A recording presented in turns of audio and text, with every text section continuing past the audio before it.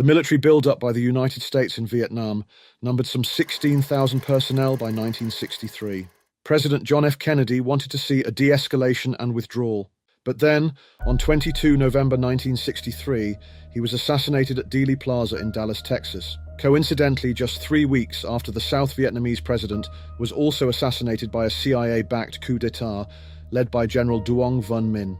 Kennedy's successor was President Johnson, who took a different stance on the escalation of the involvement in Southeast Asia. And for months, discussions were had with his top officials and the Joint Chiefs of Staff on how best to proceed. Then on the 4th of August 1964, the American destroyers USS Maddox and USS Turner Joy, operating in international waters within the Gulf of Tonkin, were suddenly attacked by small naval vessels of North Vietnam. That was the official narrative for 40-plus years, and it would be the spark to open up America's involvement, which 5 years later, on the eve of the Tet Offensive, would see over 500,000 troops in Vietnam.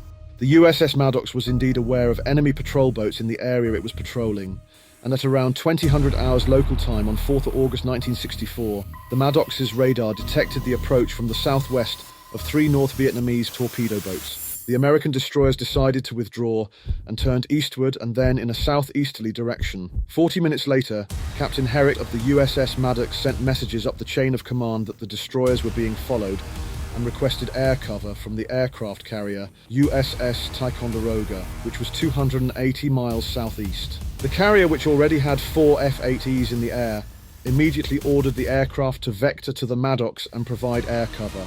Meanwhile, the patrol boats were closing the gap to the American destroyers and were getting within torpedo range.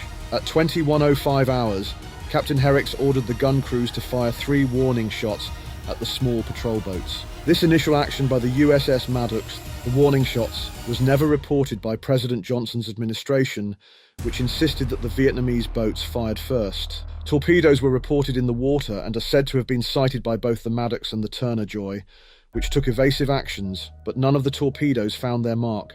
The superior and overwhelming gunfire barrage from the destroyers and the 4 aircraft quickly destroyed 1 patrol boat and badly damaged the other 2. But in the now declassified top-secret documents, the USS Maddox was unscathed except for a single bullet hole from a Vietnamese machine gun round. In Washington, there was much confusion between President Johnson, the Joint Chiefs of Staff, and Secretary of Defense Robert McNamara.